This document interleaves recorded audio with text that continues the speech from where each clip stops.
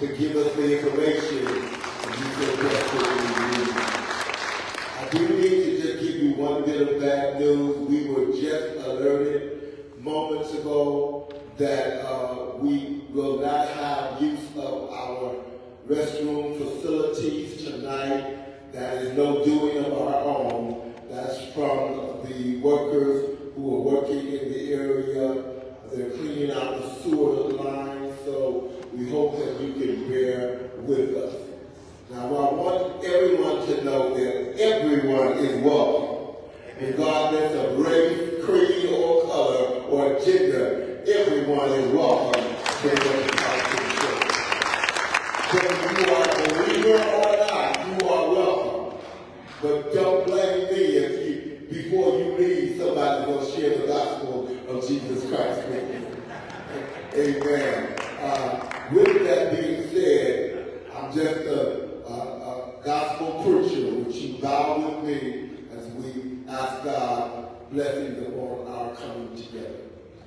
Gracious God, our Father, we come to you tonight, and even in the middle of crises, even though we have been devastated and we see total desolation, Lord, we know that you are yet in control. And we lean and depend on you for answers. Yes, there are some people who are asking why. Among us, even believers are asking why. And I'm saying, why not me?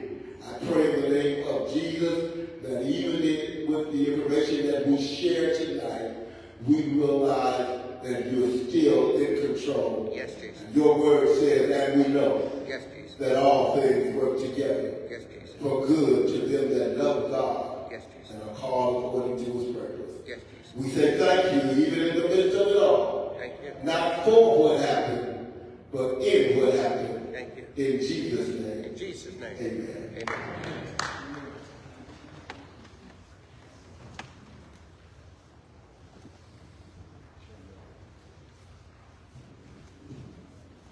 Good evening. I'm Congressman Virginia Chu, and I represent the Altadena, Pasadena area. And first things first, which are dealing with your immediate needs. Yes, the restrooms are not working right now, but there is a porta potty in the parking lot. So yes. So you will be taken care of, yes. Well, I want to thank you all for being here today as we begin the crucial work of rebuilding and recovering from the devastating Eaton Fire. And right now we are in the debris removal and recovery space. So there have been so many questions that people have had that we thought we would have a town hall focused just on that. And that's why I want to thank Pastor Tyrone Skinner and the Metropolitan Baptist Church for opening your doors and allowing us to have this important event here. I want to thank all our faith leaders who helped spread the word to impacted residents. And I want to thank My Tribe Rise for their support in reaching out to affected families. Thank you, My Tribe Rise. We have passed out note cards for you to ask your questions. And if you could put your question and your name, that would be so great. And we'll get around to those questions. Well, the Eaton Fire has devastated our community. It's tragically taken 17 of our neighbors' lives, burned more than 14,000 acres, destroyed 9,500 structures, and left 20,000 people homeless. These last few weeks have been some of the most challenging in our history, and remediating this danger involves a massive effort to clean through the rubble. So I am immensely grateful for the work being performed by FEMA, the EPA, the Army Corps of Engineers, and LA County. And I am especially appreciative of those who came here right away when President Biden declared this a national disaster, and that is FEMA and the SBA Disaster Recovery Program. They have been signing people up and getting people the immediate assistance that they need. And also, there actually is a table back there by FEMA so that you can get immediate answers to your questions. Well, the recovery process process starts with removing the debris, and we are committed to doing this carefully, responsibly, and as quickly as possible. It's divided into 2 phases.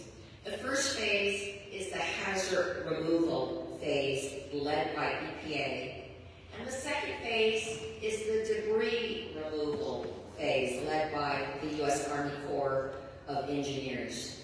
The EPA is working right now to remove hazardous household waste from the fire zones, such as car batteries, lithium batteries, paint, and pesticide cans. But phase 2, led by the U.S. Army Corps of Engineers, will involve removing topsoil, ash, contaminated soil, and any remaining hazard from individual properties. And for this phase, you need to opt in if you want the cleanup by the U.S. Army Corps of Engineers.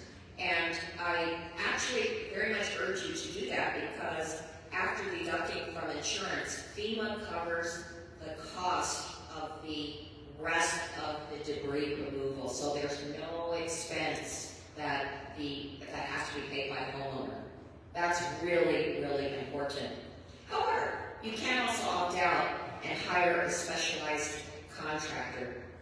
But we want everyone to know that the EPA, Army Corps of Engineers, and local officials are here to support you in every way. And in fact, the Army Corps of Engineers will explain exactly what this debris removal process is like.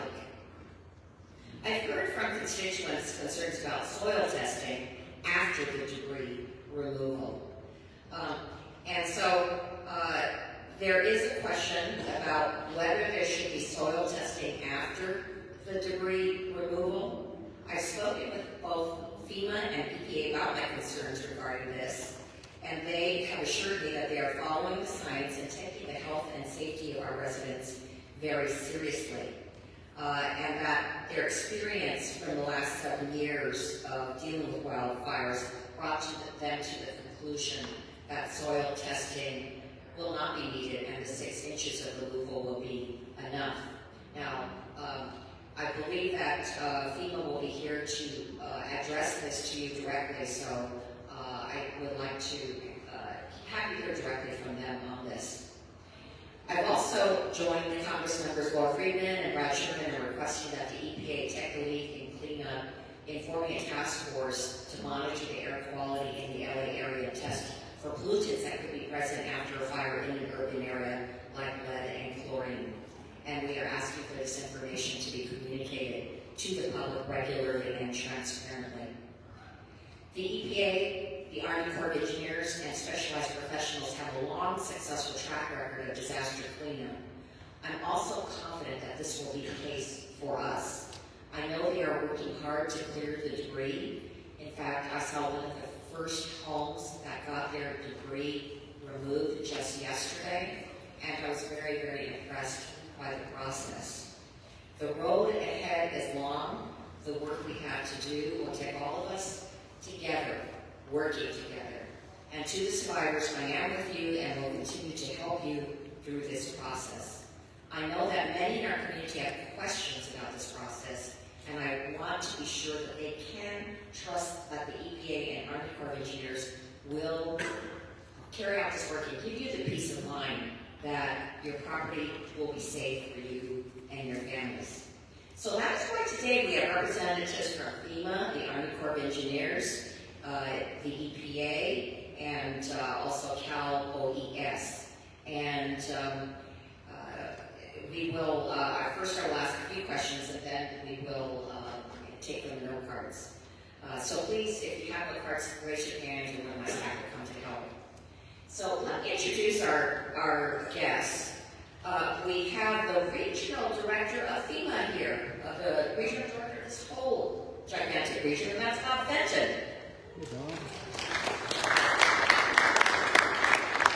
From the U.S. Army Corps of Engineers, we have Major General Jason Kelly. From the U.S. Army Corps of Engineers, Colonel Eric Swenson. From the U.S. Environmental Protection Agency, Harry Allen. And from Cal OES, the Assistant Director of Recovery Operations, Eli Owen. Okay.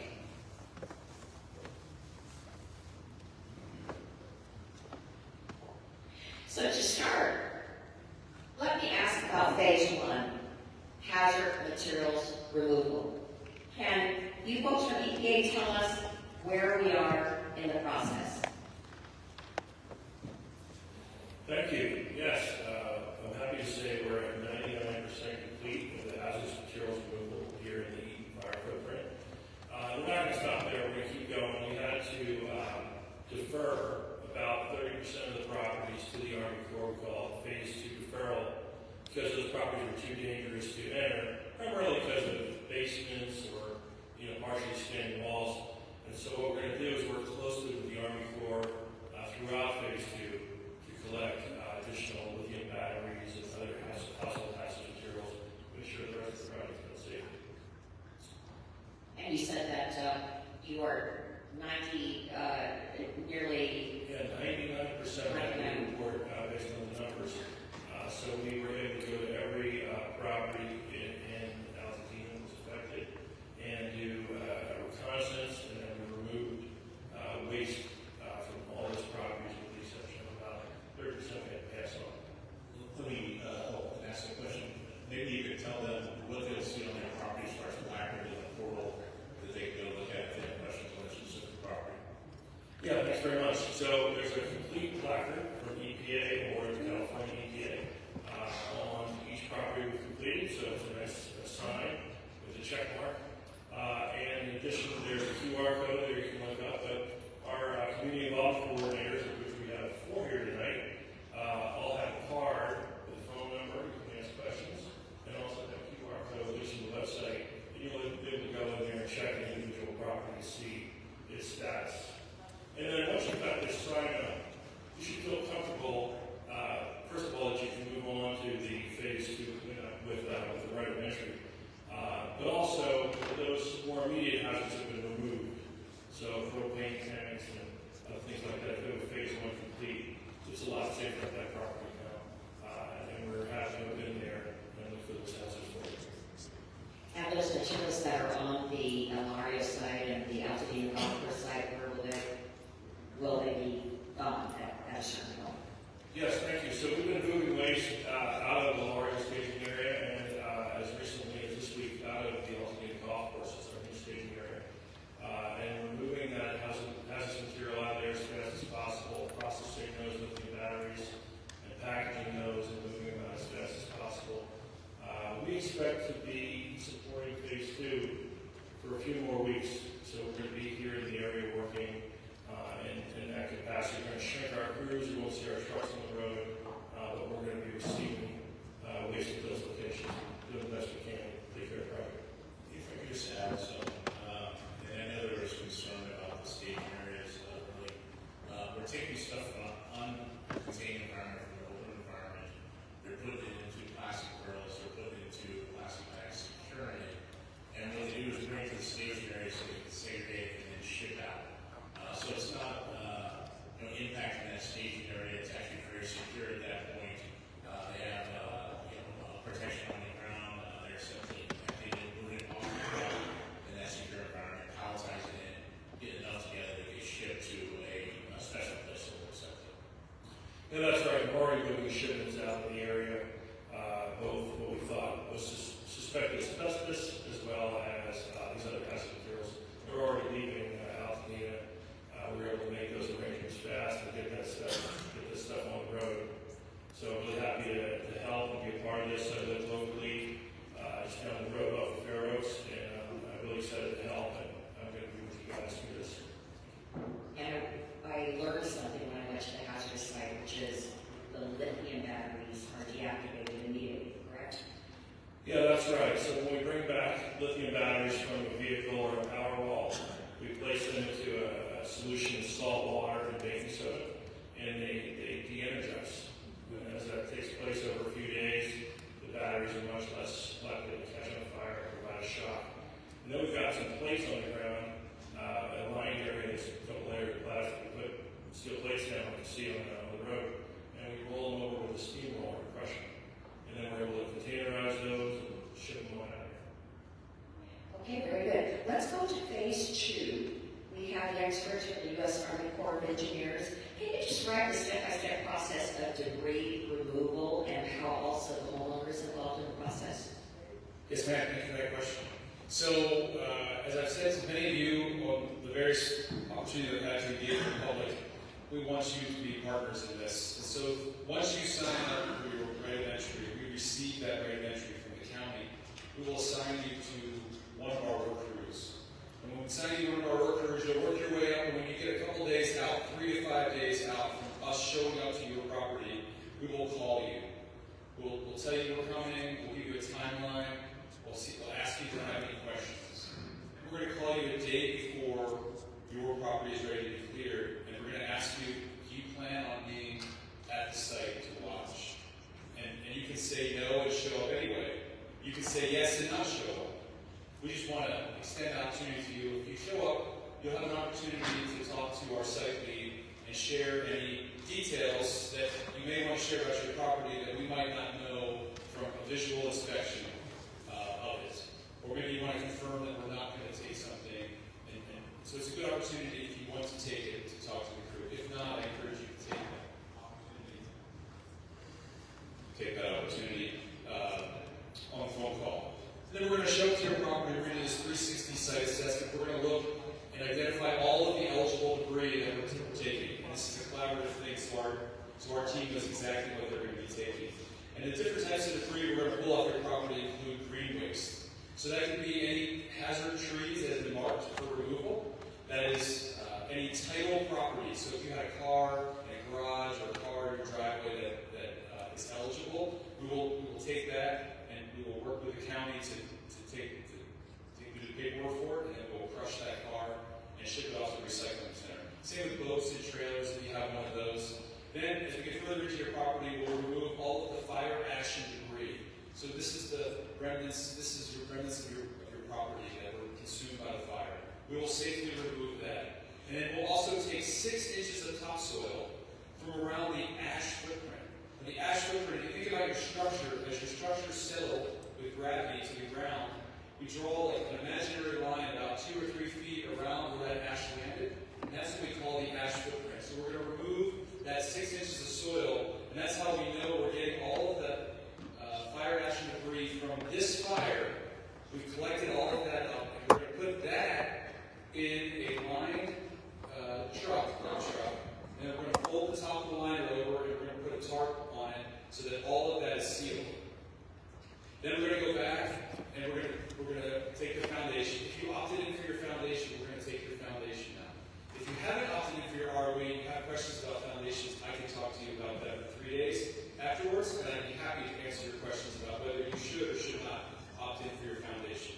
Assuming you do, we'll take your foundation, and then we'll do a final inspection. We'll come back probably the next day, make sure we got all the any trees that we couldn't get before, and then we're going to put some hydro mulch down.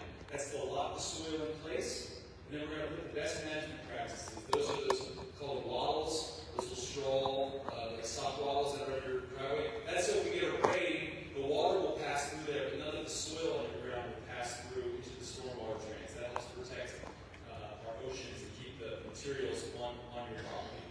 And then we'll go through the paperwork process, and we'll turn that paperwork back over. I guess it's time now. I do want to say that we use the wet method. So when you take when you go to your property, we're going to do water first. That's going to keep all of that ash moist and on the ground. So when our heavy equipment is scraping it, none of those particles go airborne. We're also going to wear air monitors. We're going to have perimeter air monitors set up, sensitive site air monitors. This is all for the protection of my crew, but really it's also for the protection of the community.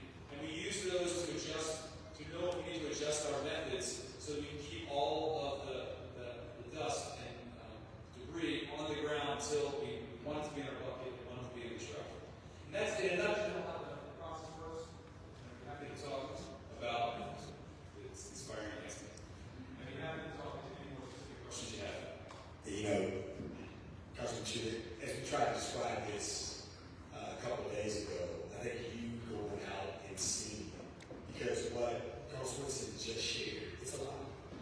but I think seeing it definitely adds confidence to the measures that are being taken, the way that we communicate with the homeowner, and perhaps more importantly, the many measures that are being taken as we transfer, and some of what Mr. Fenton shared, great care to make sure that we do it right.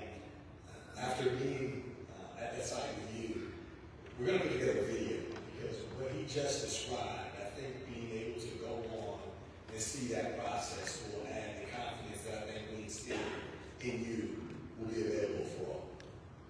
Yeah, I was surprised that you had this walk with the homeowner who wanted to be there that day, and he even found coins that were left over. I mean, you never know what you can see at the last minute. These survivors are partners in this with us, and we want them to be comfortable with the process that we're doing. So let me ask, why would it be better to sign up early? Great question. So when you sign up for the right of entry, it goes to the county. That's a wholly local government function. They have to validate that you are indeed the rightful owner of that before they pass that to us. We don't want to enter your property without your express written permission from the legal owner. So if you sign up early, you're going to get into that queue early, and you're going to get to me early. As soon as I get you the right of entry, I do one quick, few-minute review to make sure it's complete. Then I'm going to send it to my contractor. And if you want to know where your right of entry is, we have a website, like the EPA's website, and like the county just announced their website tonight, where you can enter your property address and get some basic information about where your property is in this process, whether we have the right of entry. So signing up early means that I'm going to get yours earlier, and I'm going to get it to my crew.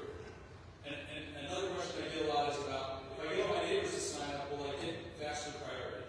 Well, it is absolutely our intent to spend more time removing debris than moving our equipment sets around Altadena. So if I have an equipment set in your neighborhood and I continue to get rights of entry through your neighborhood, it's better to just keep that equipment moving in your neighborhood than it is to put it on a trailer and bring it to another neighborhood.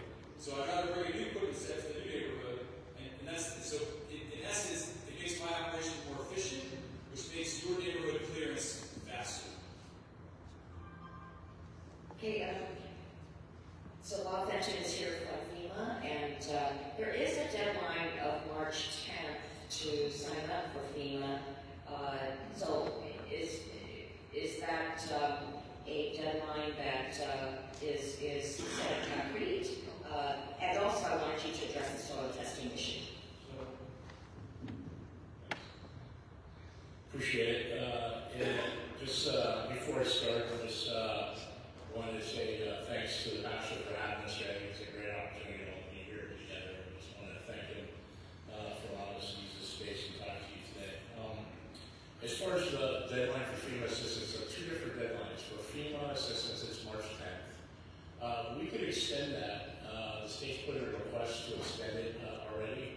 What we're looking at right now is we're looking at how many applications we received. And we received probably about 80% to 85% of those in the destroyed area. We go look at the Cal Fire DINS information, and we see every home they've inspected that's been destroyed. We're looking at it against our registrations, and we have about probably 80-85% of those right now. So we're identifying who we don't have, and we're trying to reach out to those individuals we don't have. It's always difficult because a lot of people have moved around right now, and it's difficult to get in touch with them. So urge people to register. There's a couple reasons why. Not only the $43,600 grant we can give you, but then you can always apply to SBA. I see a lot of insurance here, but I think there'll be a lot of underinsurance. And one of the good things is not only could why we're limited up front on what we can help you if you're insured, we can't help for underinsurance. So if you're in our system, even though you're insured, and you say we may be able to help you with our grants if you're uninsured.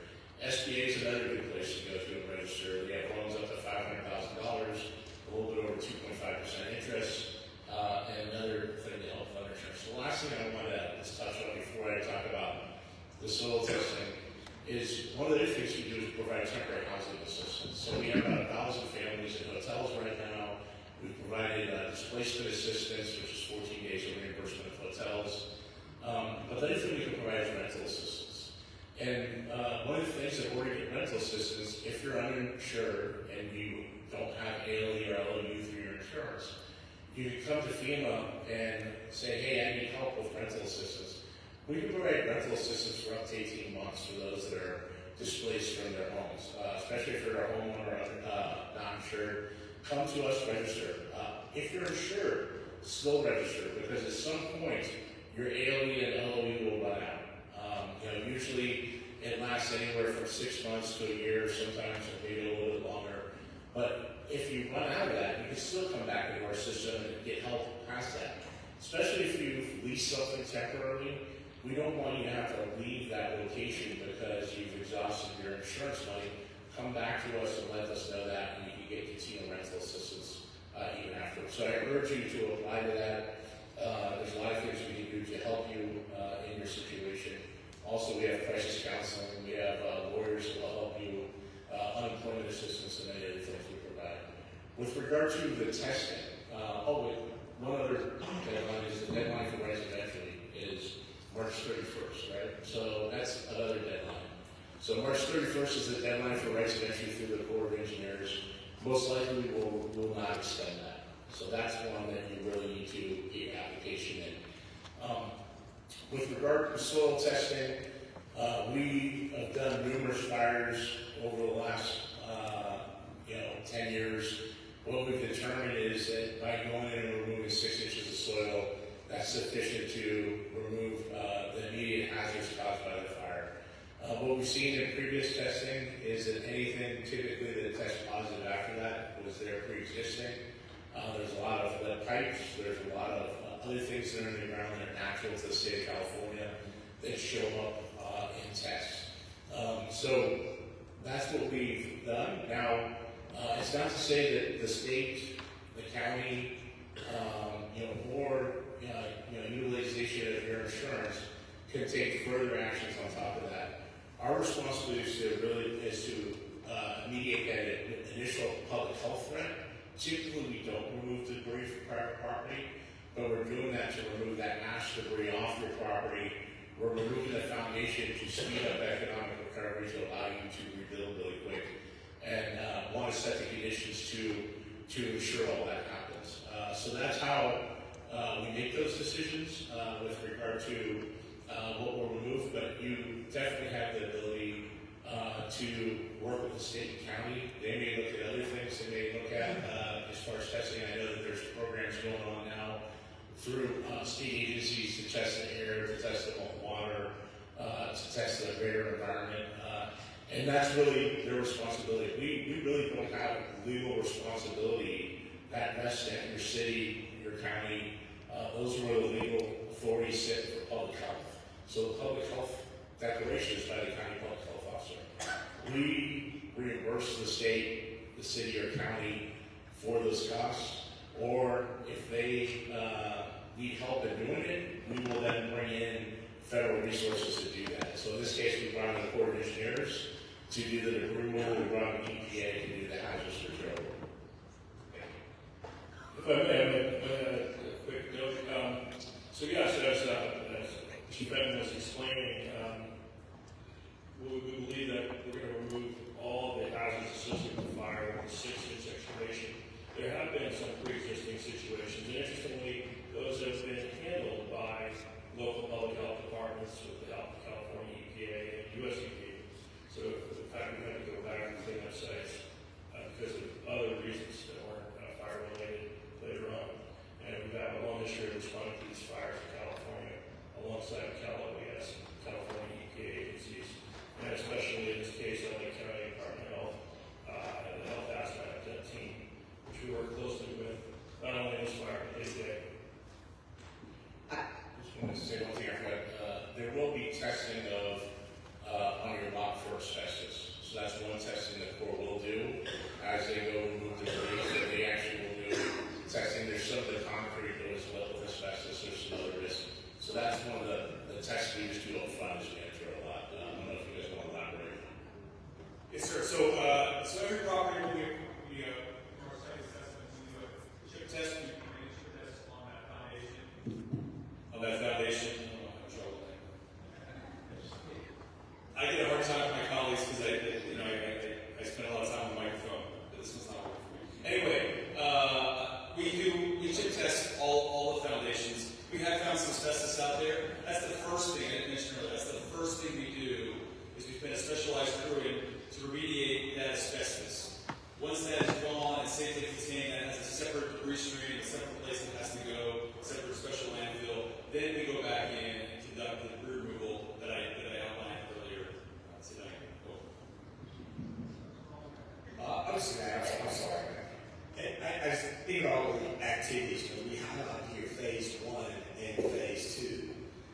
Twinston just shared the hazard site assessment.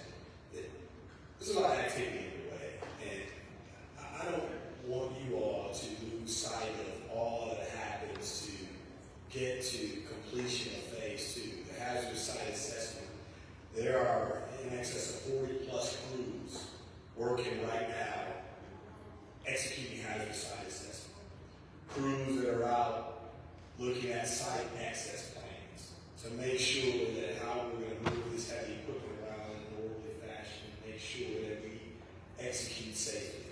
There's phase 2 deferred property, the debris removal underway. So that which EPA was unable to do as a result of the hazard, that's underway. So there's so much activity happening concurrently that I just don't want you all to think that this phase 1 and then I've got to wait. Anything that we can do to expedite recovery is absolutely underway. For we are mindful of your desire to rebuild and expeditiously get back to the normal patterns of life that existed prior to this fire. So I do want to let you all know something that I found out today, which gave me some comfort, which is that Barbara Ferrer, the Director of LA County Public Health, is going to do randomized soil testing for those sites where the debris has already been removed, so that, you know, we can have peace of mind. So I am anxiously awaiting her results, and I think that will help us a lot in terms of our thinking about this. Okay, let's go to questions. Velma Butler asks, on debris removal, will it cost the homeowners anything relating to removal? Is removal of the whole property or the perimeter? Yeah, so the removal is what the colonel outlined is if you opt in for the foundation, they'll remove all the fire debris, the foundation, and then any green waste, any trees that are threatened, and then do the prep afterwards. With regard to costs, there is no direct cost to you for this. This is right now FEMA is funding the Corps of Engineers on a request from the governor for us to come in and do this debris removal. The president went ahead and provided 100% reimbursement. Typically, it's a 75-25 reimbursement from us in the state, not us and you.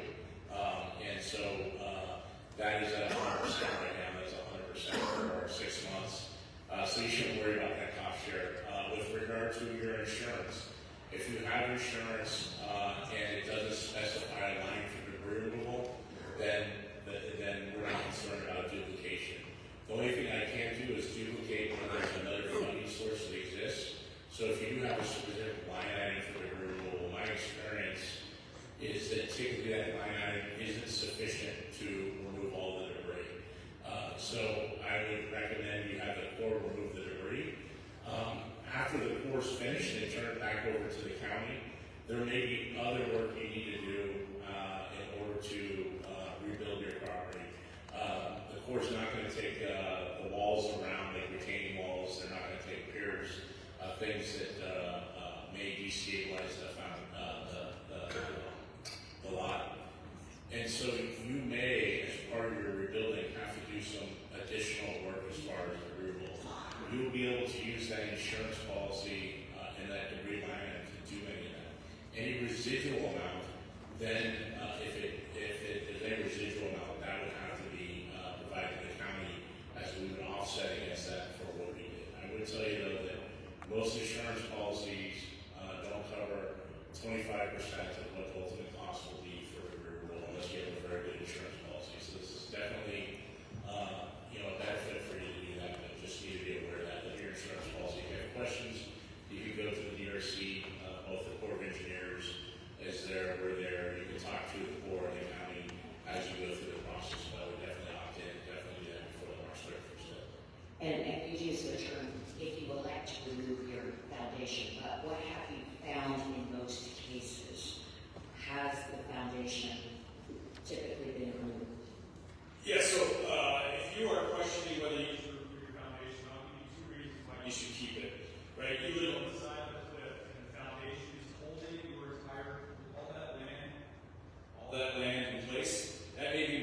reason why you'd want to keep your foundation, or maybe you just love your foundation.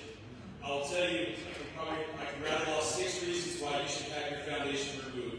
The first reason is that most building permit companies or government agencies won't let you rebuild on a fire-damaged foundation.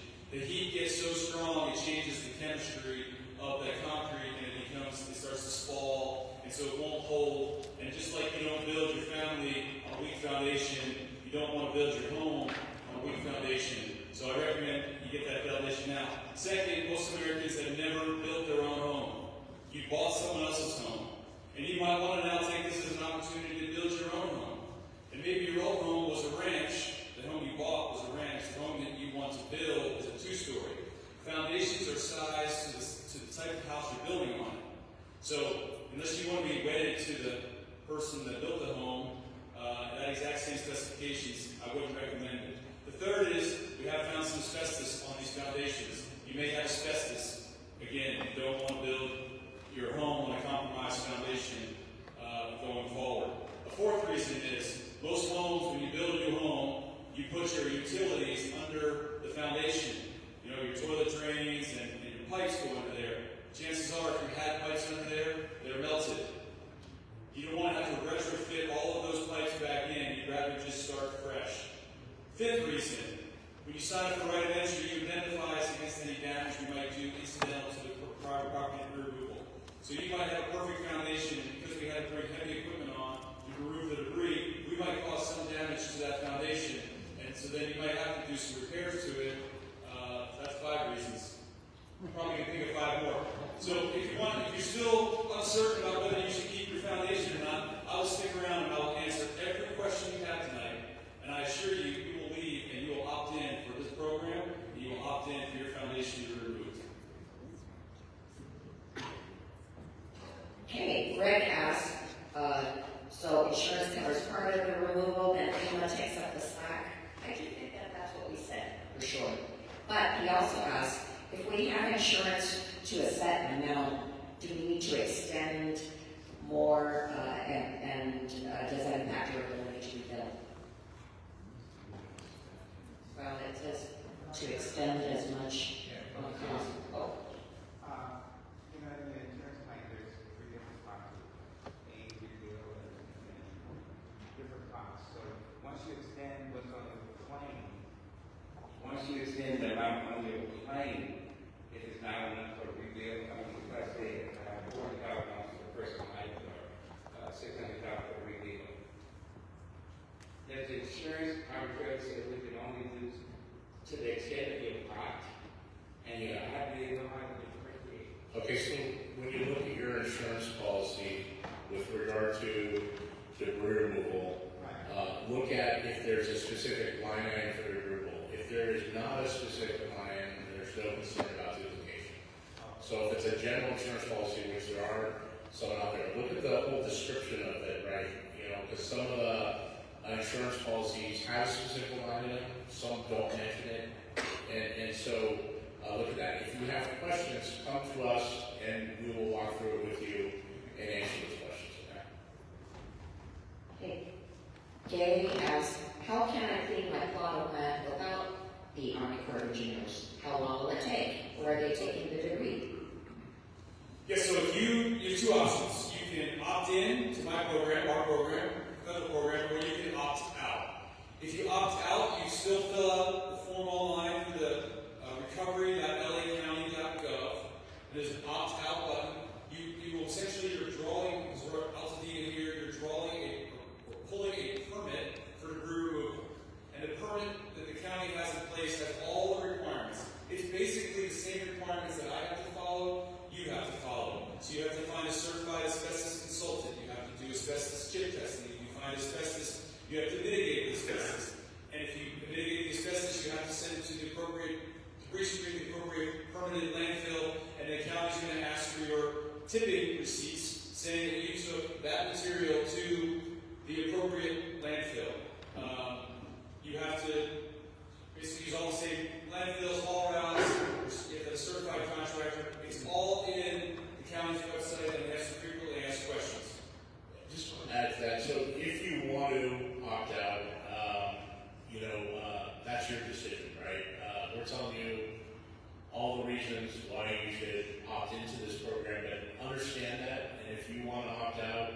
and you want to go do this on your own, that's fine. The one thing I would ask is if your property was deferred for EPA's phase 1 because it was unsafe, maybe a wall was there, maybe a basement, work with us, because what we want to do is at least do phase 1 for you and get those household hazardous materials out of it, right? And that's somewhere, it's not going to be many properties, but there'll be some properties that fall into that bucket where someone is opted out, they want to do it on their own.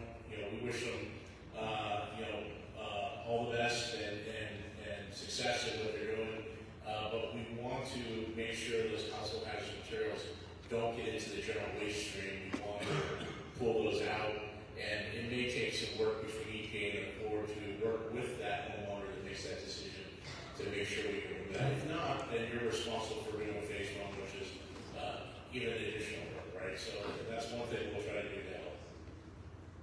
So if you go with a private contractor, I want to tell you something that Congressman from my town, from Northern California, told me when we heard about these fires, because he dealt with the Santa Rosa fires, the Tubbs fire, and he said, be sure to warn them if they go with a private contractor to watch how much volume of dirt they move, because some of them want to move more so they can charge you more. So you have to really watch all the standards. Guys, I'm sorry to interrupt, and I apologize. Can any of you, respect gentlemen and ladies, give us some sort of window of like, if the best case scenario happens and we all make the right decisions, like, can we start building new homes in 3 months or a year? Like, I'm just kind of wondering, like, I've never heard anyone tell me what's a window. That's a great question. That's a great question. So like the EPA, right? When the EPA finished, they didn't have to finish their whole program for our program to start, phase 2. As soon as the EPA finished one property and I had a right of entry, I started working on phase 2.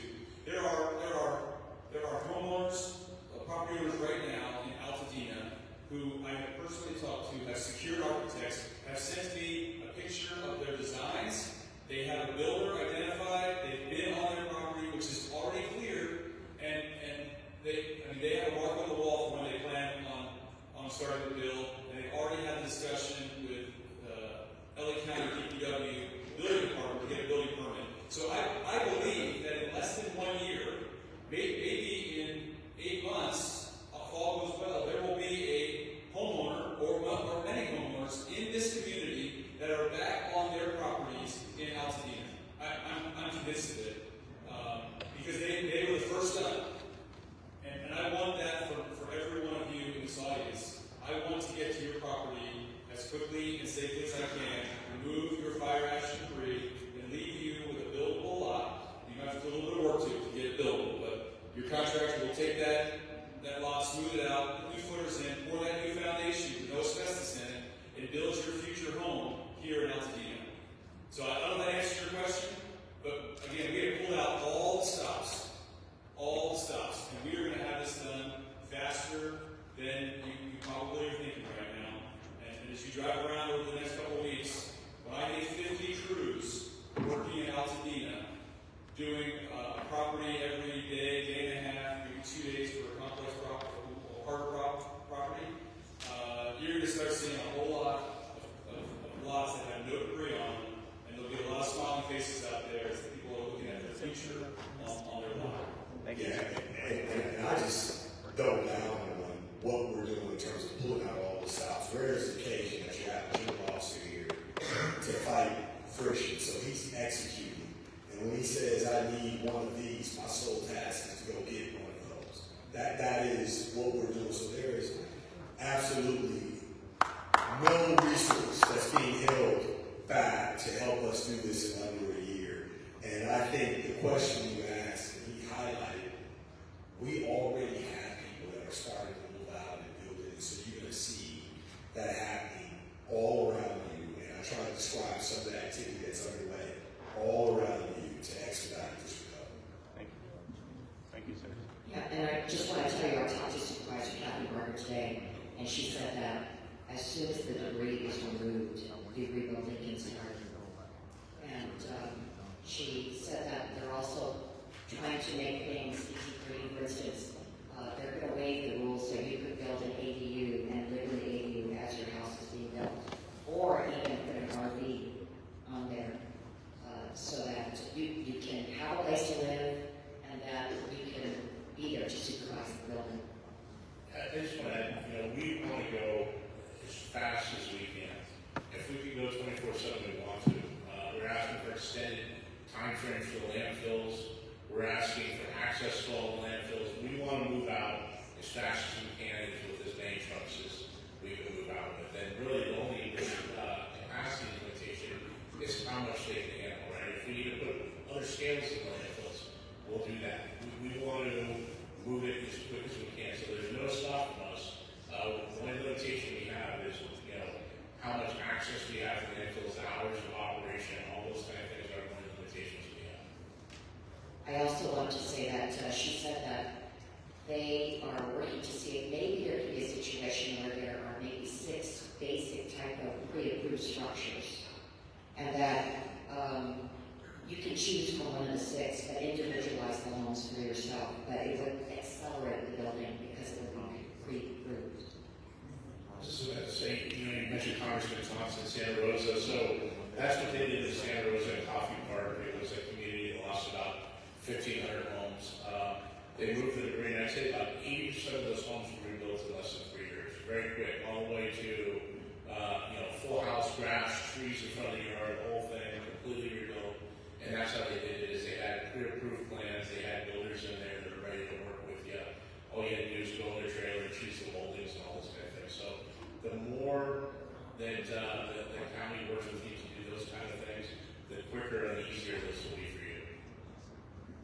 Okay, more questions. After filling out the right of entry form, do I need to contact my insurance company for the Army Corps of Engineers to start the debris removal? As soon as you fill out your right of entry form, it'll get submitted to the county, they will review it, they're working through those right now. And then as soon as it comes to us, I'll do a quick review and just make sure it's complete for me, and I'll get it to my crews and we'll get it scheduled for debris removal. You do not need to phone your insurance company, you just need to get that right of entry submitted. And then the county just today unveiled their public viewer, which you can go on and see the status of your right of entry on the county website. So it just went live, I think, 5 o'clock tonight. So that should be coming out in press release with the website to get how to get there. It'll also be on recovery.lacounty.gov. You may have to submit your insurance policy as part of this county. They're going to probably want to see it. They're going to probably want to verify this. They're just to help you through the process. Okay, this question is from Kirsten Schaefer. After ACE completes phase 2, are there remaining objects on the property that require private removal, such as fencing and bushes? Who pays for this? Army Corps says that the insurance pays. The insurance says they give all the debris money to the county. Do you need a reimbursement from the county? Yes, so no funding from your insurance policy should go to the county. You need all the necessary work to remove debris. So if the Corps doesn't remove the fence, or if there's something left, like I talked about, a pier in the ground or something like that, that was destabilized. As you start construction, you would have your contractor do those last removals. Any of that cost should come from that line item. Only if there's a specific line item in your insurance, you would then pay it from that area. Any residual amount would be there, but the county is not taking any money from you up front. If I could just add, I would definitely document, take pictures, keep a journal, everyone you talk to, as these various phases end, so the debris that Mr. Fenn is referring to is debris that's not eligible for the Corps of Engineers, but would be eligible for your insurance company. So just make sure you're in contact with your insurance company that's eligible for the policy that you have, and you can do documentation for this. You can come back and show this later if asked. I think that's the key point, is make sure it's eligible under your insurance policy at that point, whatever residual amount stuff. So I think that's when, you probably want to be talking to your insurance company throughout the process, but that's when you really want to talk to them, because you're setting aside that line item. Many people, insurance companies might be already, hold that somewhere, and then document, have a discussion with them, tell them what's residual, make sure you can use that line item for that, and you're aware of what's happening. And keep all your receipts. I've seen news stories about federal workers at EPA and FEMA being fired. Will that impact the cleanup? No. No. No. Thank you for that. That is very, very reassuring that you haven't seen any change here at all. Okay, very good. Are church faith centers eligible to apply for FEMA? So we do have a policy for faith centers and private nonprofits, and there's different categories. What I would recommend you do is get with the state, start the application process for our public assistance program. Let's just get your run off. So start the application if you're a essential private nonprofit or a faith-based organization and you had damages from the fire. There is documentation you have to submit as far as your nonprofit paperwork.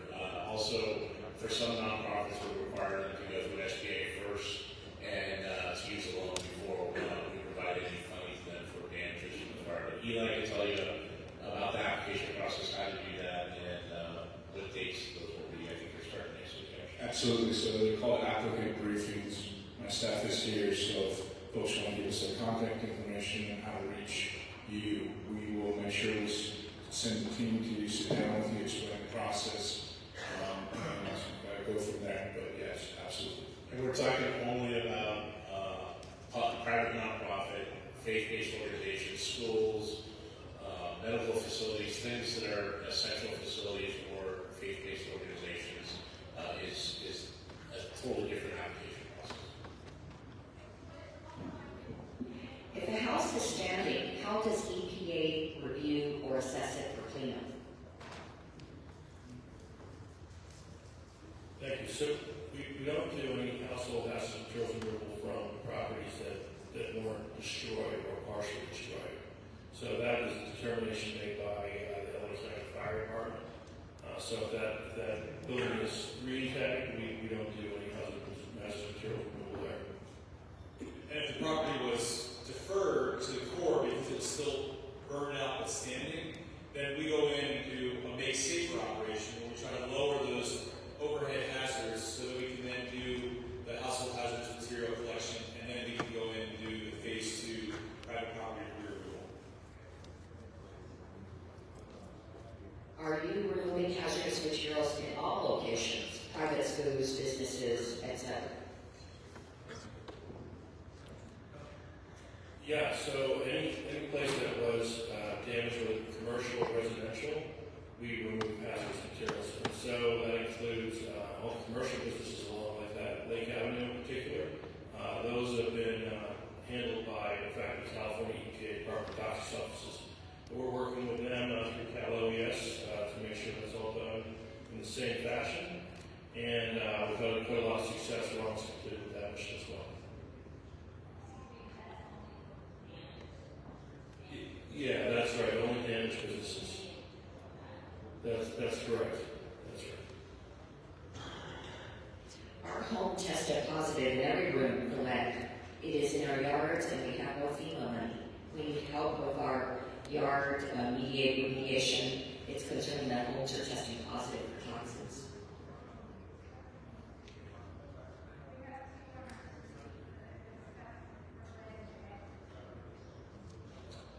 Yeah, so that's really important to note. This is really a question for the Los Angeles Department of Public Health. And so I think we should be working with them to make this work. Yeah, so I think it's we're operating off of the determinations made at the local level of green tag, yellow tag, red tag. At this point, we're only able to assist in removing the debris from structures that are red tag or yellow tag, and it depends on the yellow tag what the damage is. So if there's a green tag or not tag at all, I suggest you get with LA County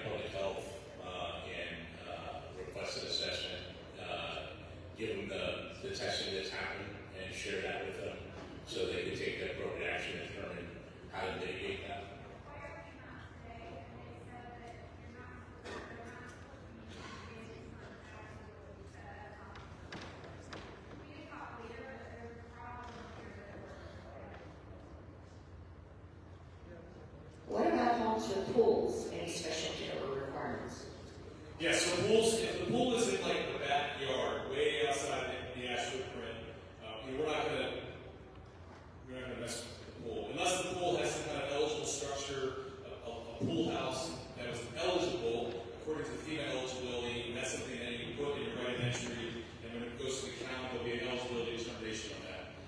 If the pool is sort of integral to the foundation, that is in close proximity to the ash footprint, we do not have the authority to remove pools. So we will come back from the pool towards the foundation, and we'll use a concrete saw, basically cut the foundation off from that and remove the foundation, leaving the pool. Now we will hand pick some debris out of the pool if there is any it's in the ash footprint, and then we will put a fence, temporary chain link fence. So temporary means movable, just laid on the surface, like you see at a construction site. And that will bring the entire pool so that someone doesn't inadvertently fall into the pool. That's a public health, OSHA safety requirement. That's the same for basements as well. Because the walls are steeper than a certain depth, it's 4 feet. We have to put a fence around it. When we're done, that fence becomes essentially your property. We don't come back and collect that fence up. 2 years from now, you're done your rebuild.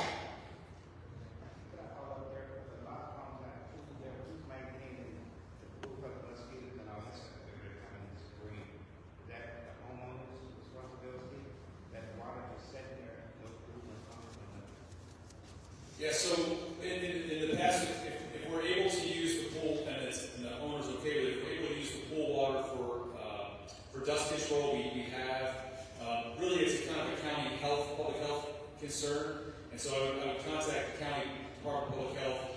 They have put they're in the process of putting some guidance out on pool water. I know they don't want you to drain your pools into the stormwater system, and they don't want you to drain them into the sewer water system. Certainly not as we're in the rainy season here. I have a small basement. Do you fill it up? So it's a great question. So our authority under FEMA is to remove the fire ash and debris that resulted from the fires here that started on January 7th.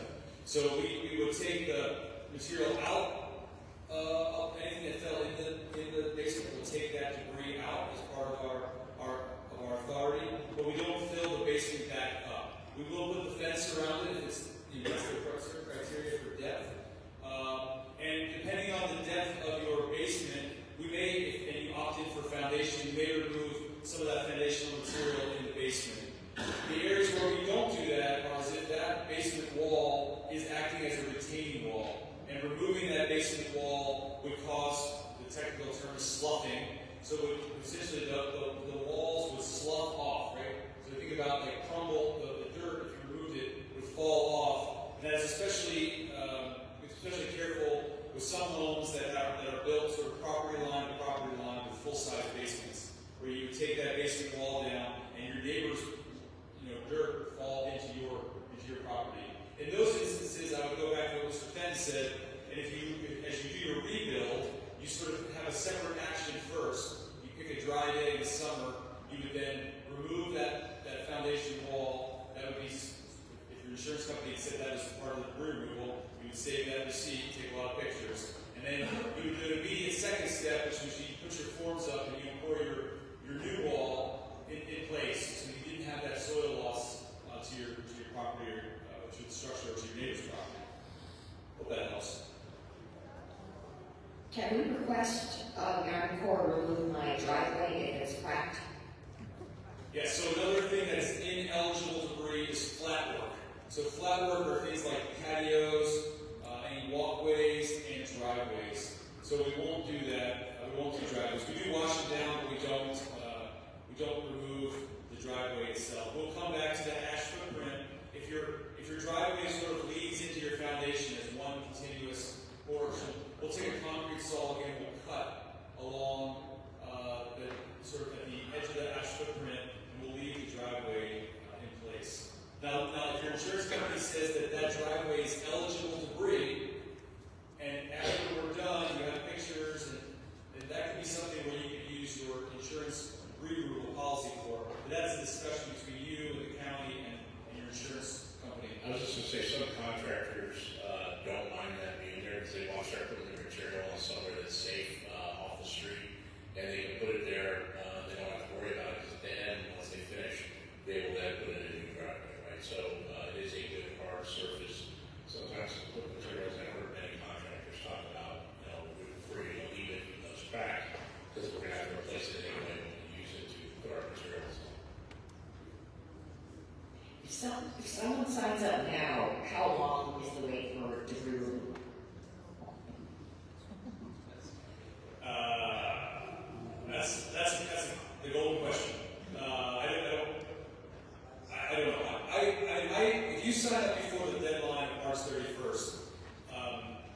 am doing everything I can to get every single property to have the debris removed for those people by the 1-year anniversary. But I think the majority of people will be way before that. But I plan on having 50 crews in Altadena, Pasadena alone, in Sierra Madre, so in that area. If 50 crews are working, and you have a standard property, it's taking me a day and a half. This is going to go very quickly. As Mr. Fenn said, my limiting factor right now is not the number of crews. My limiting factor is my ability to get my trucks to the appropriate landfills. So that's our focus right now, is maximizing our access to landfills for not only tonnage, but also for hours of the day. And we're pulling out all the stops. Because we all know how important it is for your community to get you back on a clean lot that you can start rebuilding on. And so we are absolutely committed to that. There are going to be some people out here, maybe not out here, but in this community, who either they try to do option C, right, which is they do nothing. So there may be some legal action that the county will have to take with people who don't want to do anything. And that may come to us late in the game, and so they'll be the ones we do at the very end. There may be some people here who, the owner of the house either died before, during, or after the fire, and before we signed up for debris removal. And so there may be some legal action that has to happen to establish ownership. Because again, I can't go onto someone's property and take your debris, right, a federal taking, unless I have the owner's express permission, and that's that right of entry form. So again, there's going to be some people who are at the end, but those are going to be the people that have some kind of a challenge in order to get it. So I can't give you, it's not the answer you're looking for. Everyone wants to pin me down on the date. I think the key thing is properties are actively being cleared today. Properties have been cleared already. Once we're aggressively assigning those as quick as they come in, those little rights of entry come to us from the county. And then once we complete it, we give it back to the county, and there's some time for them to accept it and verify everything, and then they work then back with you, right? So we're aggressively removing debris today, tomorrow, and the next day. I just like to add some perspective to it. I'm motivated. I enjoy my goal. I enjoy my ride. My ticket home is completion. And to make sure that we get this done. So this activity that you're seeing, this emphasis on optimizing what I believe is an optimization problem. We've got to work through traffic. We've got to think about landfills. We've got to think about how much equipment you put on a particular parcel. All of these things we are looking to optimize, dump trucks, all to do it as expeditiously as we absolutely can. But I will share with you that I am motivated, as are you. Okay, 2 tree questions. One is, will you remove trees that have been tagged? The other question is, we have a burned tree in our yard, soft, tall, and bushy. Will it grow back? If not, who will cut it down? Power cables are down in my backyard. Who is going to remove them? Yeah, so I'll answer the last one first. The power cables, normally the power company comes back out and collects those back out and recycles those. We're working diligently on that, and I expect that that'll happen here soon. The first question, trees. Thank you. It's my favorite topic. It's trees. So we have tree arborists that go around with all of our site assessment crews, and they're looking for hazard trees that are a threat to you, to my crew, to the public health, and they're going to mark those. There are a lot of different tree markings out there. The EPA does some initial markings; those are in white. If you see blue spray paint, look at the base of the tree. If you see a little circle of spray paint with a little barcode tag, that is my crew out there marking it, because the tree has been marked for removal. My arborist, in their professional opinion, said that tree is going to die. It's either dead or it's going to die, and we have to present that public health hazard. And so we are going out there to remove those trees. We are doing this in partnership with the county. We are also working with some state tree agencies. We know the value of trees in the community, and we want to make sure we take the ones that are going to die and are a hazard, and the ones that have a chance to live, we want them to live.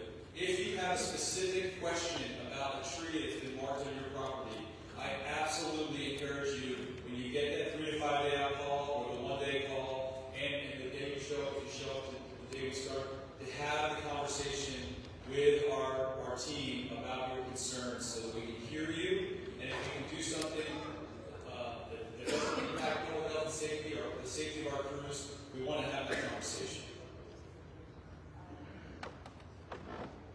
The EPA told me my house is unsafe and it will go straight to phase 2. Question, before you bulldoze my home, can you make it safe for me to check for items? Yes. So we have this program for deferred properties. It's called the Make Safer program. When you get your call that say we're coming out to make it safer, you need to express your desire to come out and do a little hand sifting through the property. We will do what we can. We cannot delay this work. So you can't say, well, I want to come out and sift, but I want to do it in 2 weeks, right? If that's the case, then we're going to have to slip your property down on our list further so we can get to another property, because we, as my boss said, we're under a lot of pressure, good pressure, to get this done quickly and safely. But there is a plan in place for you to have that opportunity to come back to look for those possessions. Plus, again, I treat everyone as a partner in this. If you're out there, we're doing crew removal, and you tell our crew that there's something in a certain spot, to the degree we're able to, we will try to pull it aside. I think the congressman earlier said, someone went out, they found some coins. We can do that. Our crews are local. Most of them are all local.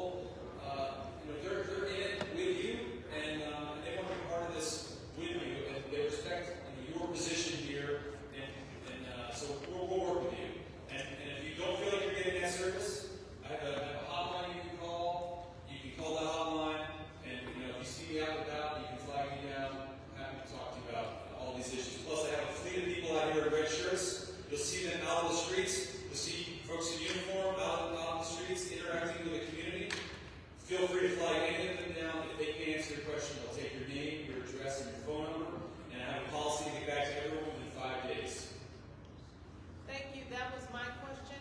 And the second part was on the back side. I wanted to know, I did opt in to have my structure and everything checked out and removed.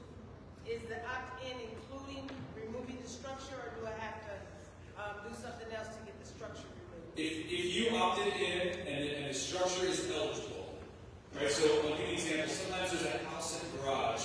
The garage may be perfectly standing and untouched, and the house may be destroyed. The house is eligible, the garage is ineligible, so we will work up to the limits of the garage, but we will not take the garage in that example. Or vice versa, we take the garage, if that's destroyed, the house is not. So everything in my garage burnt, but the garage is still standing. So you're saying you're not going to take that down? We'll have to do an eligibility determination, but if everything in the inside burned, it's likely a total loss and it's eligible to breed. We have a demo permit from the county. We will essentially demolish that, lower that down, and then we'll do breed removal. So if someone will do a structural assessment to determine whether that building is structurally not safe, and then we will take the appropriate action based on that determination. Okay, thank you. Question. How do you prevent good driveways from not being destroyed if you're working with the equipment? I mean, like you're going to have to get down on pavers in my barn, barn that is burnt. And how is that going to not just destroy all the pavers and come back up to the house area where I got a newer driveway? How is that? How do you put the boards down? So, for the folks online that didn't hear the question, it was how are we going to protect the driveway that we're not going to take out as we use that driveway to get down to a property for free wheel and drive back out. So we do take great pride in trying to protect driveways. If we can, we'll try everything we can to minimize the damage to the driveway. I can't guarantee that your driveway won't be impacted. And in fact, when you sign the right of entry, when you read the not fine print, when you read the big print on there, it does say that you hold the Army Corps of Engineers and our contractor harmless to any damage done incidental to private property removal. But again, we're partners in this, and we don't want to do more harm to this community, so we'll do everything we can. But again, I can't guarantee that we will not do any damage to something we leave behind. Okay, we reached our time deadline, but we'll just do one more question, which is, and what I wanted to say to all of you is that we have all your note cards, so we will have answers to each of the questions. questions and we'll post them. Will the condition of my neighbor's home or hazardous materials impact my ability to safely move back or rebuild? No, I will say that if your neighbor is on the latter end of the debris removal and you're on the earlier end of the debris removal, and you maybe put a mobile home on your property, or you get an ADU, an accessory dwelling unit, and your neighbor's property still has debris on it, I mean, that becomes a personal health decision, personal risk decision that you want to move back in. That's the same decision that people who are in standing occupiable homes have to make regarding their conditions. So obviously, if you had someone in your house that had emphysema or someone that had, health concerns, you may want to consider that decision. But so we don't make that. I can't make that decision for you. I can just tell you that the methods that we use, we are committed to keeping the dust down and getting fire action debris safely contained. And we use air monitors to ensure that what I'm telling you, we're actually doing. And if we aren't fulfilling that obligation through our air monitors, then we will change our methods so that we get that all under control. So we have to bring this to an end, but we do have all your questions, so we will post the answers to the ones that were answered and also the ones that weren't answered at chew.house.gov/Eaton Fire. So that's basically my website /Eaton Fire. So